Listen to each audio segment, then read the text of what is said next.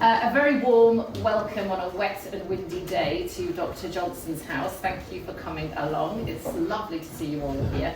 It's no surprise that a talk of this nature and with such a speaker has proved very, very popular indeed, with an extraordinarily long waiting list. So I'm pleased you're all present, correct, and hopefully well fed as well, thanks to the sponsorship of the Fleet Street Quarter bid, which underwrites all of these series.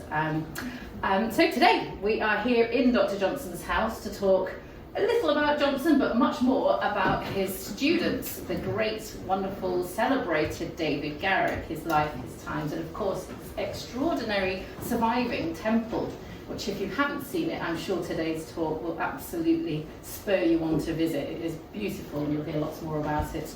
And there's also some leaflets around, so if we don't plug it later, allow me to do so now. These are available at the front and upon exit. Please do grab one and learn more about the beauty in Hampton of Garrick's Temple.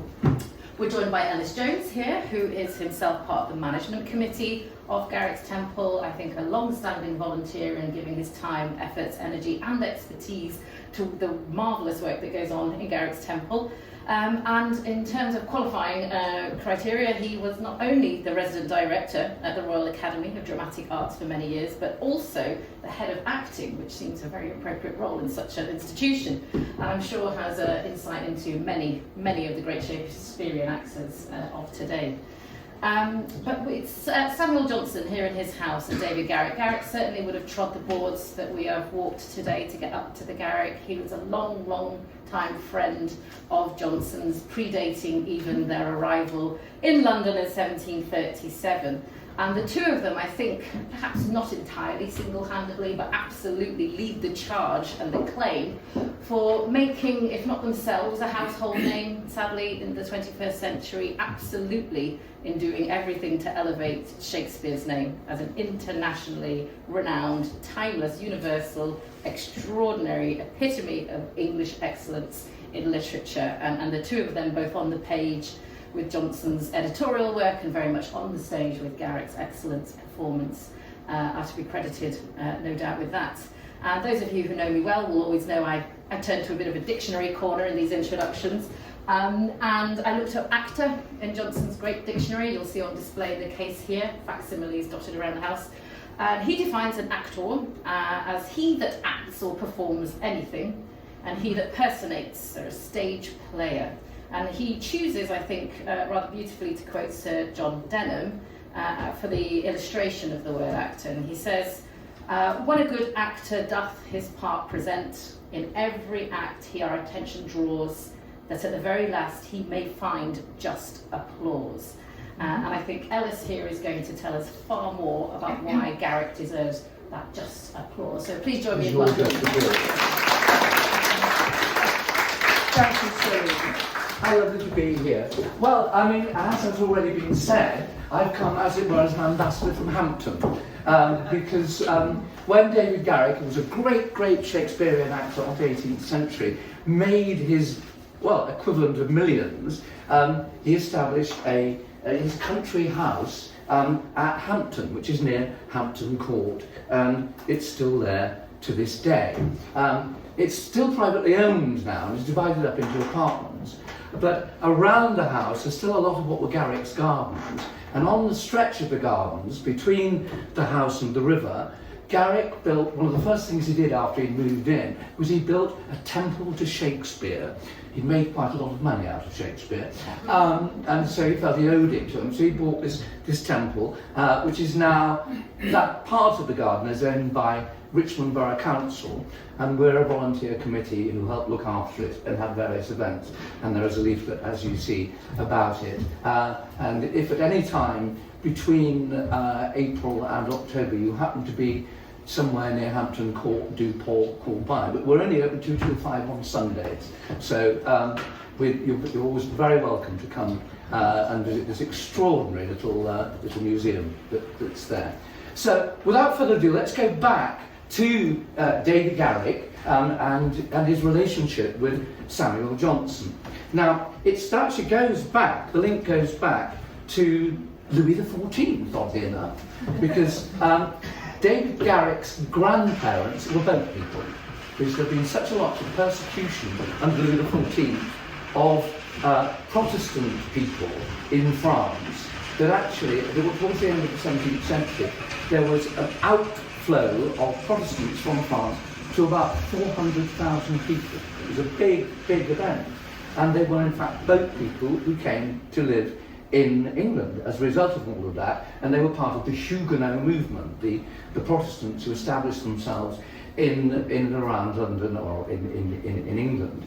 And Davy's actual father, Peter Garrick, became a recruiting officer in the British Army, and eventually married the daughter of a vicar choral from Lichfield Cathedral. Lichfield is up in the Midlands. I didn't know about vicar chorals, but actually they are, or were, and still are I believe, paid musicians attached to the cathedral.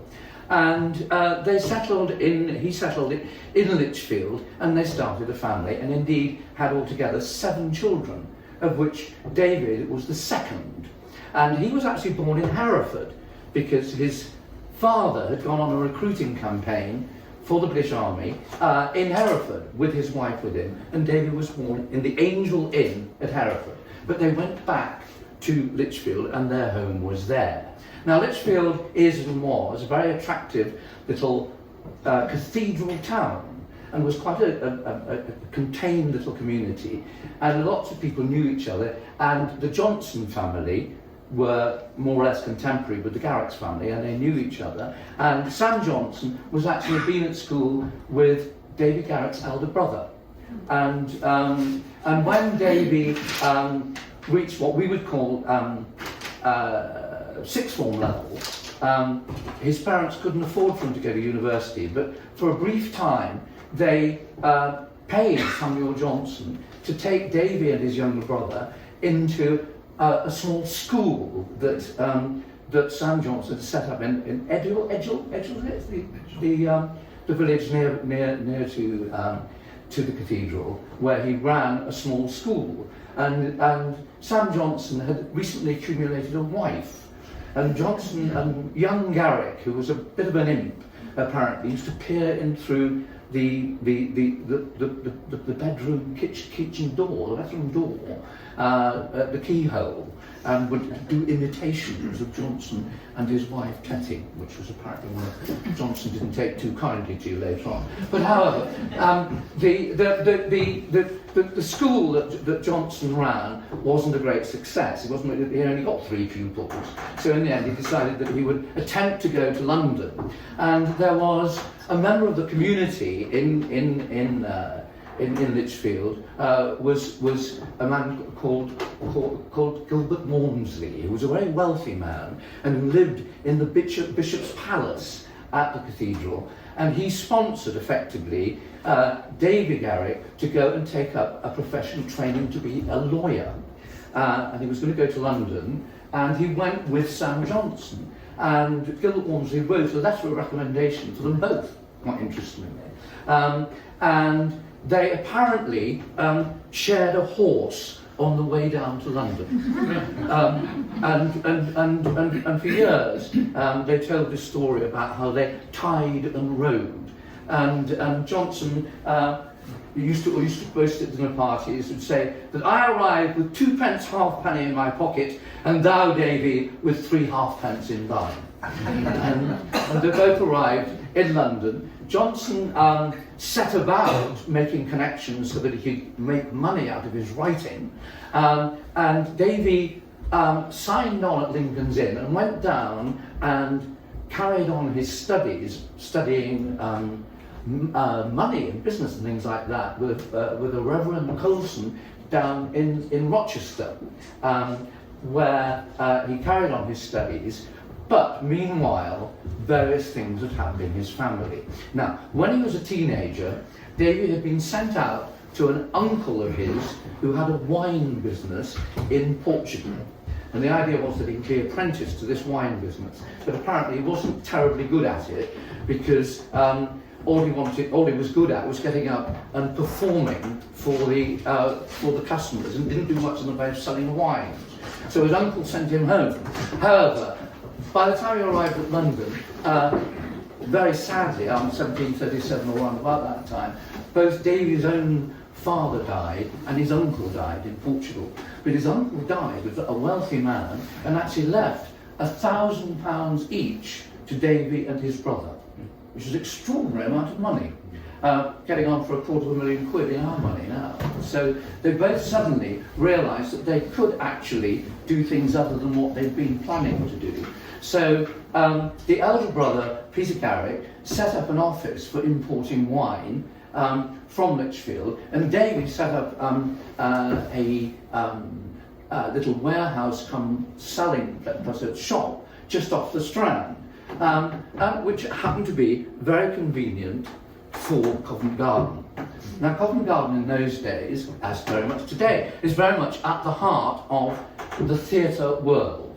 Now, the theatre world in those days was a bit different to what it is now, in the sense that at that time, only 2 theatres, Covent Garden and Drury Lane, were actually allowed to put on plays. They were the licensed playhouses. This was because when Charles II had come back and taken over the throne, he was afraid of pernicious propaganda going out in theatres. So he wanted, via the Lord Chamberlain, to have control over what went on in theatres. That went on to the 1960s, I think I'm right. The Lord Chamberlain had finally say on the words that were said in theatre. It's quite interesting. Anyway, what happened with the theatres around London, what would happen is that they would put on musical events for which they would charge, and then put on a free play in the interval. That's quite interesting way of doing it. Anyway,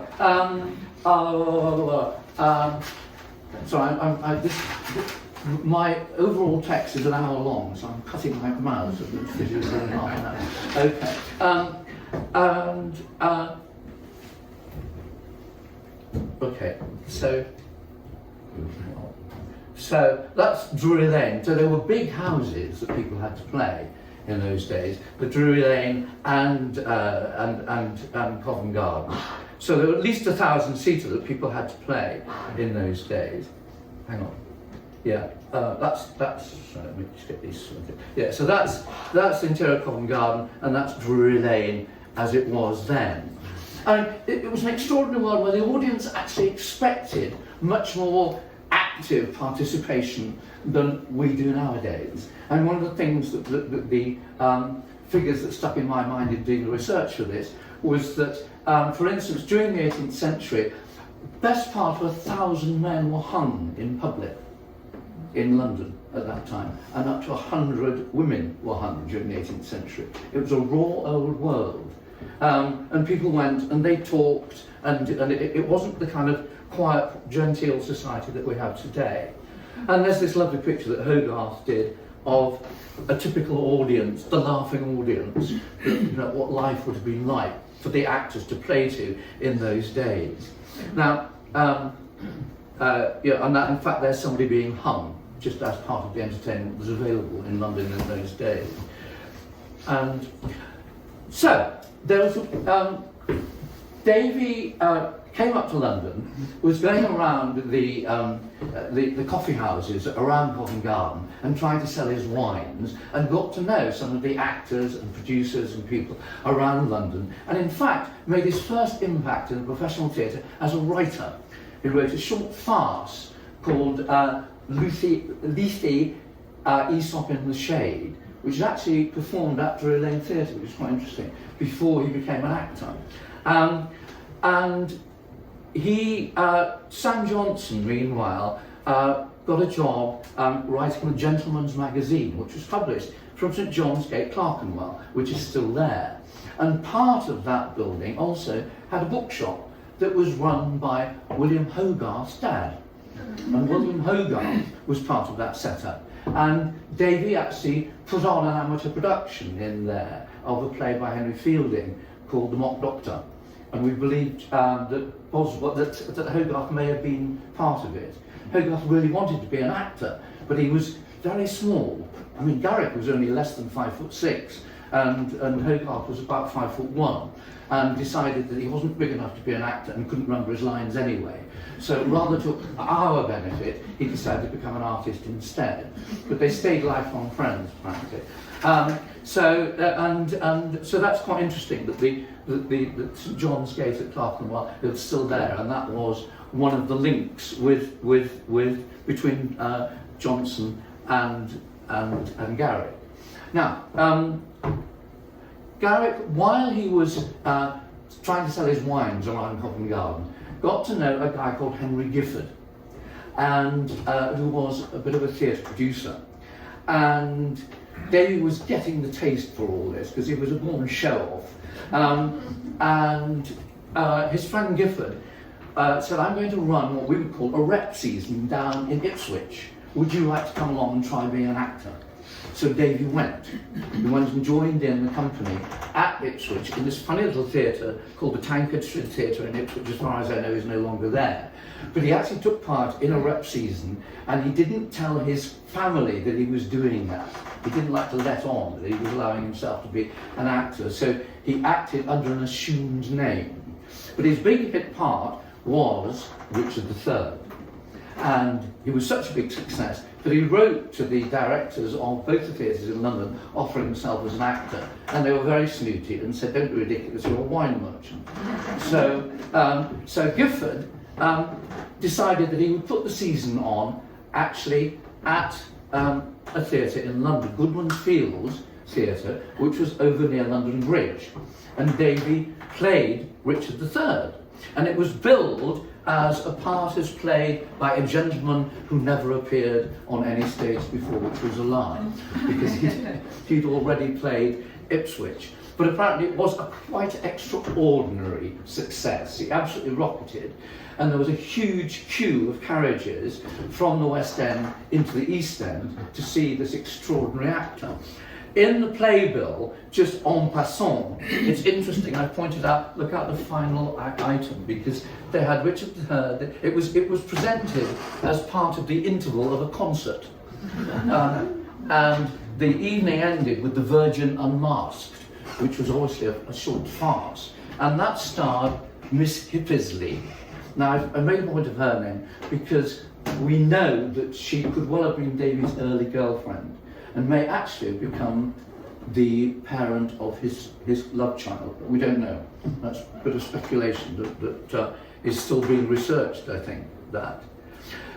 That was much later, that was a picture that Hogarth did much later as Davy as Richard III. As you can see, the interesting thing was, one about Garrick was that people claimed that he was a naturalistic actor, but how naturalistic was he? We don't know.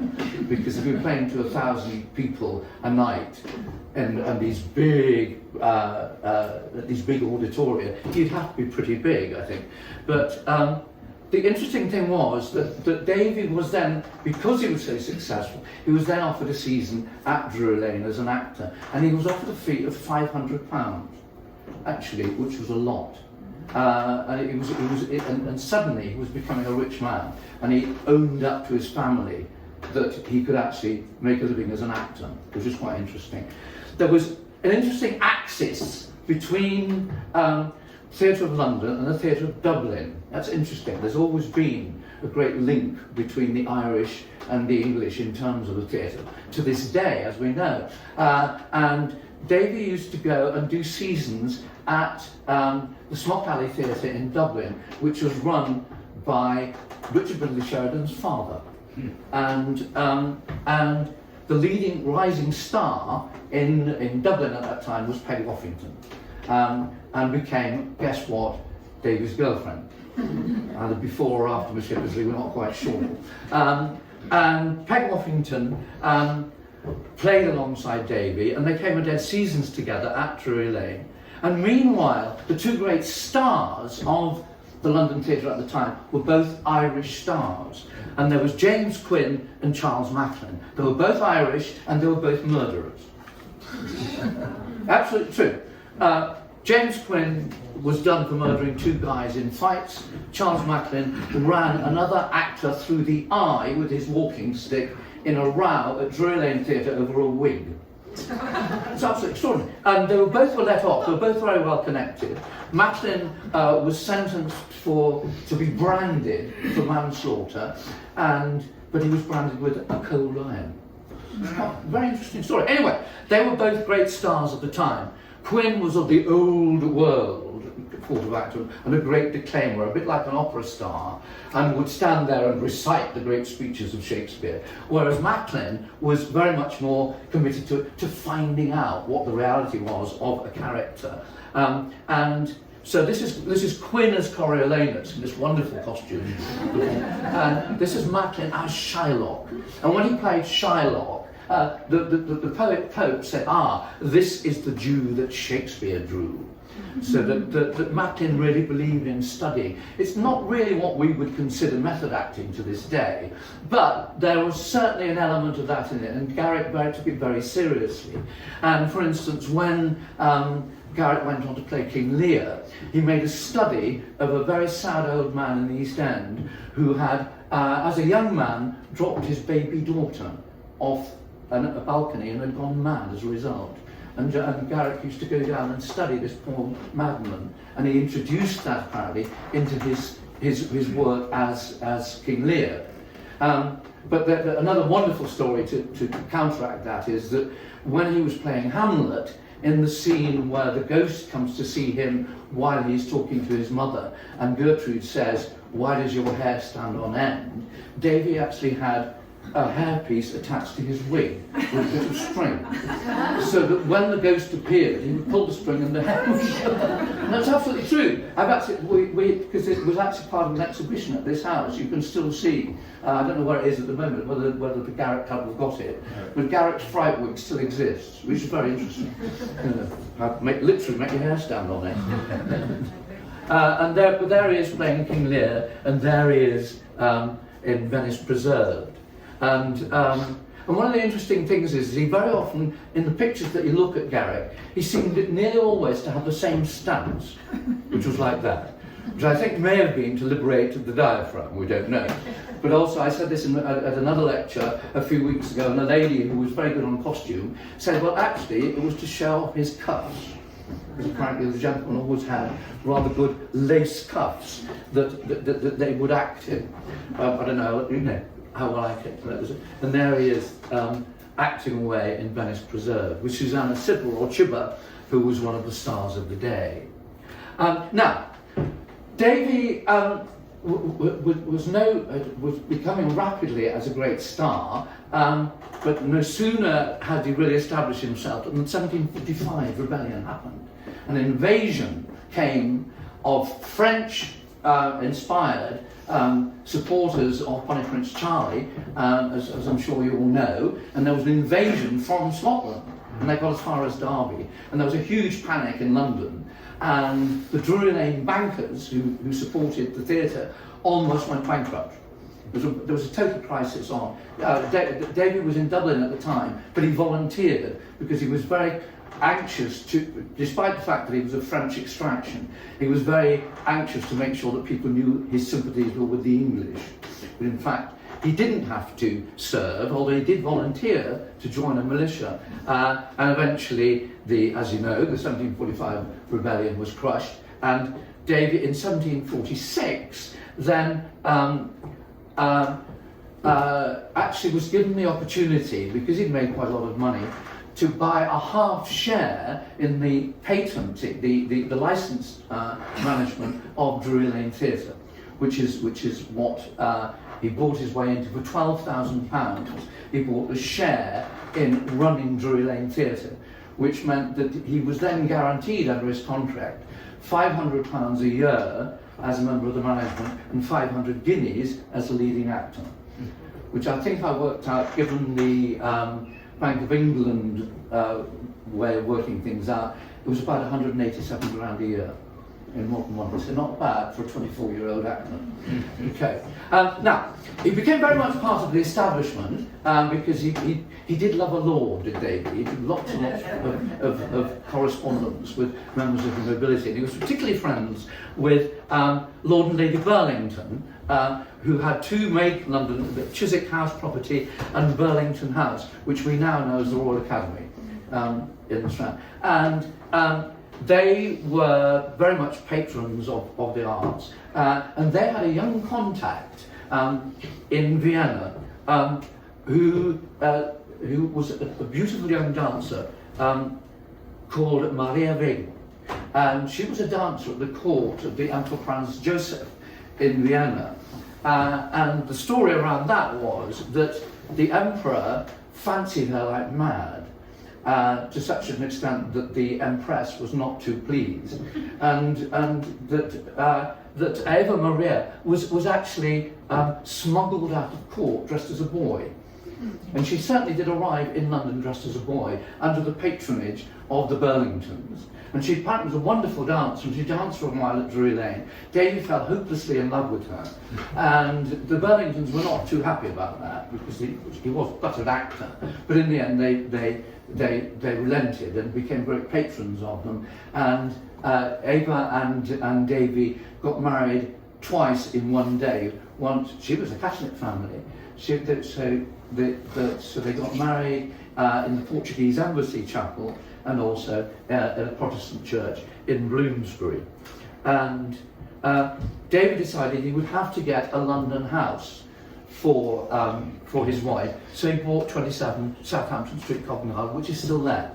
You can go and see it in between the Covent Garden Piazza and the Strand, and it's still there. And he became the actor manager of Drury Lane Theatre, and was in constant competition with the Covent Garden Theatre. And the most famous occasion was when they went head to head in what became known as the War of the Romeos. And when they were both staged two performances of the War of Romeo and Juliet against each other, and it went on for something like 14 nights.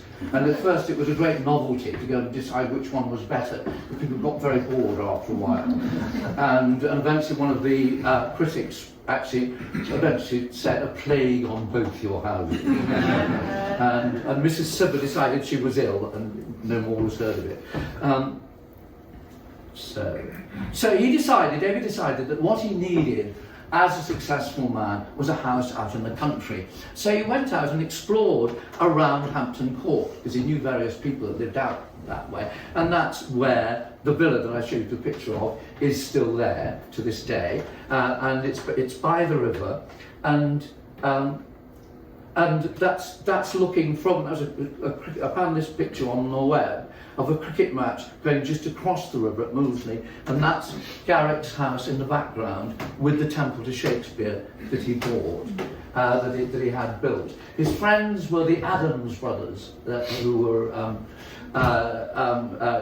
famous architects, and they helped him improve the house by putting a great portico at the front, but also to build the temple, the temple, which was based on a similar kind of folly, which was at Chiswick House, because Davy and Eva Marie had their honeymoon at Chiswick House, and the pavilion there inspired the idea of the temple, and there is the temple as it is today.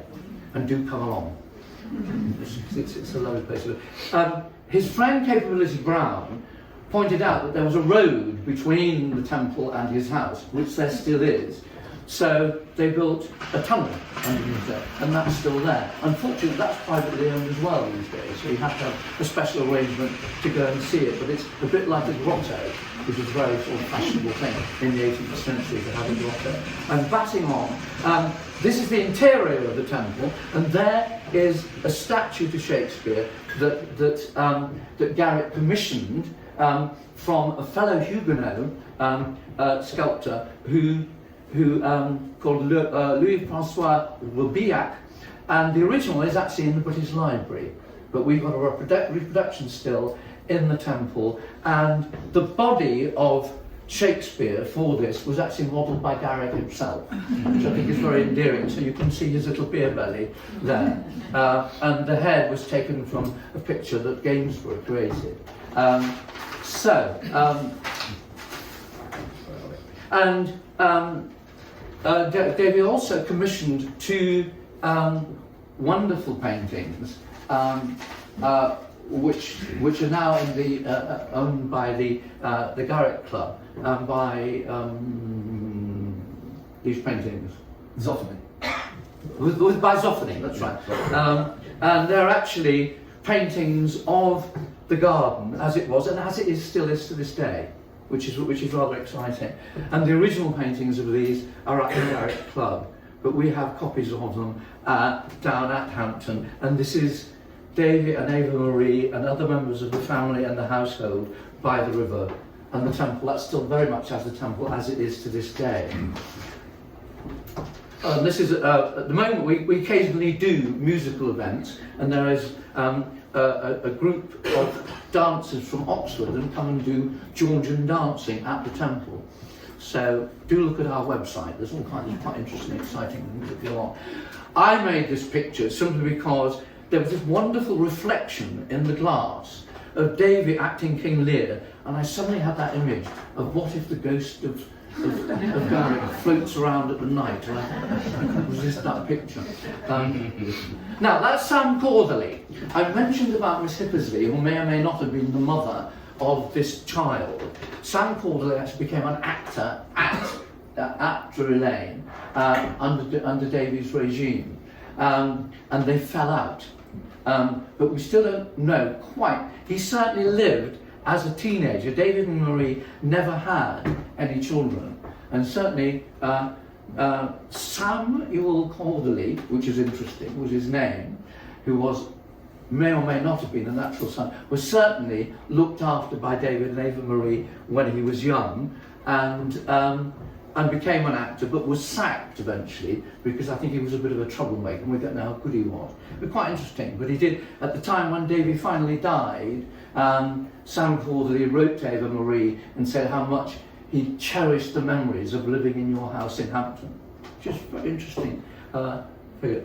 Now, as 1755 becomes 1755, which is the year in which Sam Johnson was commissioned to write the dictionary, which he created in this very room, ladies and gentlemen, and you're sitting underneath proofs drying over your head.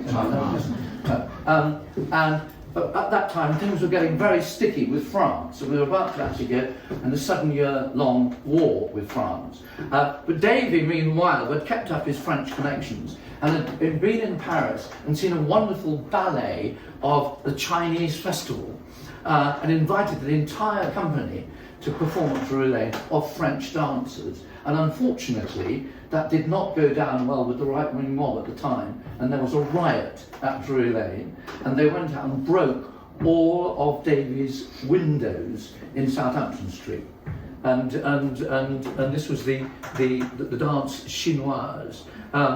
And there's a picture of the riot. The riots were not uncommon in theatres in the day. It was much more volatile than it is today. And apparently, George II was actually there, and apparently roared with laughter all the way through. So, serious it was, but it's and I'm batting on because Davy, when there was a lull in the wars, he and his wife actually went on a European tour, as people did in those days, because his fame was huge across Europe, and he had lots of really eminent contacts in Europe, including, for instance, Voltaire and Barmarché and people like that. And he was offered the freedom of the Comédie Française that he wanted at that time. But meanwhile, while he was away, he missed the centenary of Shakespeare's birthday, or the bicentenary as it was then. And he was sent a mulberry box by the council at Stratford-on-Avon, who invited him to the feeding of the city. Now, being Davy, they asked him if he would donate a statue to Shakespeare at Stratford, which he did, and it's to that day today. To the day today. But Davy being Davy, he did one step more and actually created the first ever Shakespeare festival, which was Shakespeare Jubilee, which went on 4 days in 1769. Now, I've got to skip over that because that's a talk in its own right. because it was absolutely extraordinary. It lasted for 4 days. Davy took the entire company from Drury Lane with all of their costumes to do a great parade in Stratford. They built, that's the town hall, where they built an amphitheatre, didn't do any of the plays, they did balls and things. It poured with rain for 4 days. Thomas Arne wrote Quiet Flows the Avon. He also wrote Rule Britannia, who was the great musician of the time. He also wrote, incidentally, God Save the King during the 45 Rebellion, which actually saw its first performed by actors at Drury Lane during the rebellion. So Thomas Arne was quite a significant figure. There's the temple, the statue as it is now. It's just been restored, and 2 years ago, Ken Branagh and Dame Judy went and unveiled it, as it were. I think Kenneth Branagh is probably the nearest thing we've got to a Garrick today, because like Garrick, he is a great entrepreneur. He's a great man for making things happen. And I think he and David Garrick would have had a lot to talk about.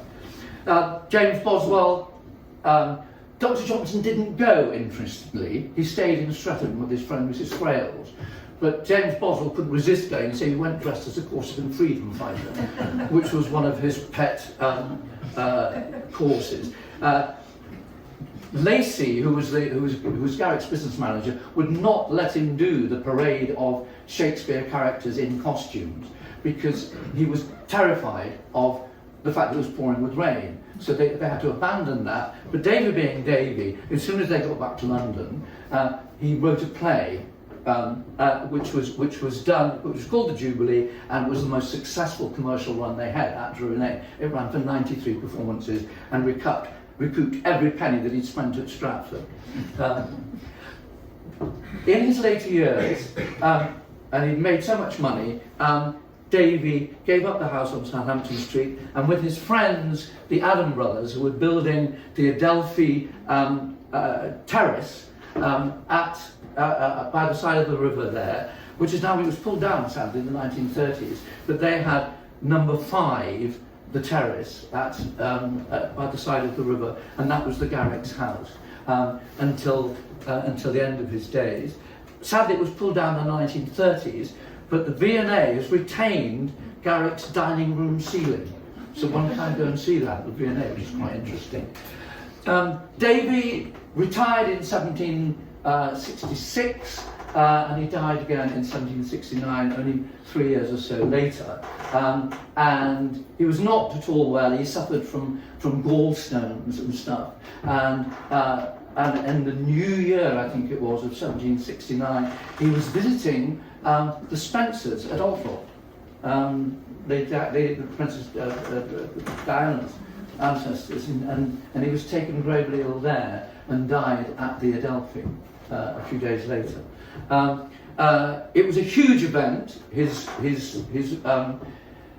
was buried in Westminster Abbey, and there was a huge parade, and this wonderful painting of the apotheosis of Garrick was created, where he's been carried up to the Elysian Fields, and these are all the actors from the Drury Lane Theatre lamenting his passing, which is a very touching event. Ava Marie outlived him greatly, and she died at the age of 98, and she was one of the sights around London. She would come into London, and one of my I don't know how well founded it is, but Drury Lane Theatre, when Davy eventually signed over the patent to Richard Brinsley Sheridan, who had the theatre rebuilt, which was then burnt down again and not recreated until 1812 to the form that it's in today. And I like to think that Mrs. Garrick would have been to see that theatre that is there as it is today. And that's the last image that I like to think of Davy and Ava Marie as pictured by their friend, and I'm just trying to as Dr. Johnson would have known them at Hampton. And of course, when finally Davy did pass away, there are very touching descriptions of, there's a huge parade from the West End right through to Westminster Abbey, and there is a very touching description of Sam Johnson standing in the crowd with his streaming with tears. He was very, very sad. And of course, he wrote one of the most famous epitaphs, which is preserved in the monument to David Garrick at Lichfield, which of course is, "I am disappointed by that stroke of death which has eclipsed the gaiety of nations and impoverished the public stock of harmless pleasure." And we who look after his temple and our colleagues who look after this wonderful house here, we like to think that we're now adding to the public stock of harmless pleasure. Thank you very much.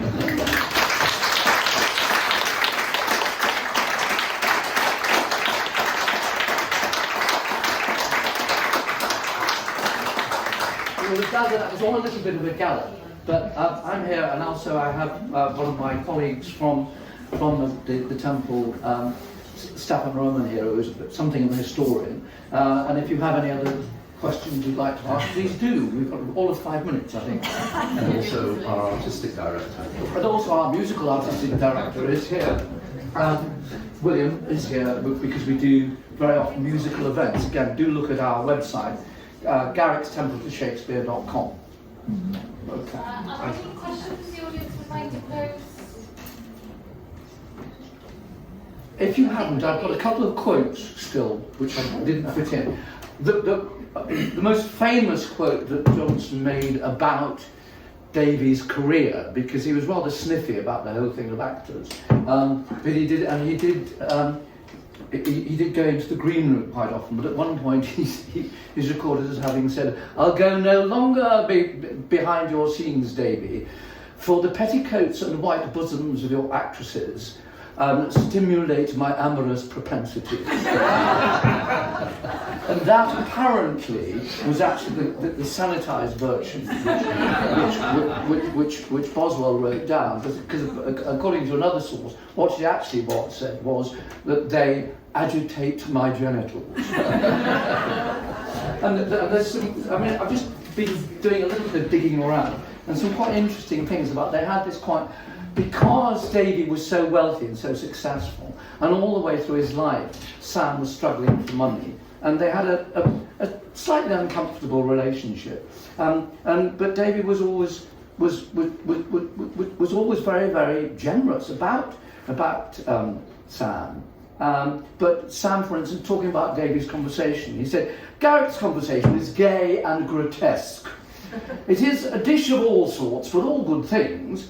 There is no solid meat in it. There is want of sentiment, but not that he has sentiment sometimes, and sentiment too very powerful and very pleasing. But it is not to its full proportion in his conversation." In other words, he was a much better actor than he was talker, apparently. But when Hannah More said to Davy that Sam had this uncomfortable feeling that Davy was so rich and successful, apparently Garrick said, "Why, it is very natural. It is not to be expected he should be angry that I, who have so much less merit than he, should have so much greater success." Which is quite sweet. Yeah. And when Joshua Reynolds and Sam set up a gentleman's discussion club at the Turk's Head in Gerrard Street, and Davy had said whether he'd be happy to be one of them. Apparently Sam remarked, "He'll be of us. How does he know we will permit it?" But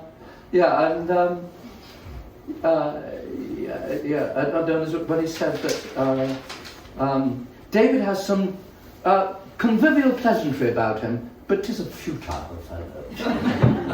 Bless him. So there we are. That's the as I say, do come and see us in Hampton if you haven't been before. It's at 2 till 5 on Sunday afternoons, starting, when do we start? 29th of March. 29th of March. Yeah.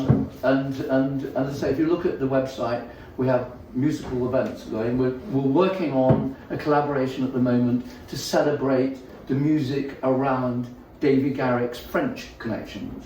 And we're hopefully going to be doing a recitation with music and stuff, actually at the French church in Soho, which we're hoping to do in the autumn. But again, do watch our websites. But that's it. Any other questions? Enjoy this lovely house. Well, can you join me in just saying thank you very much.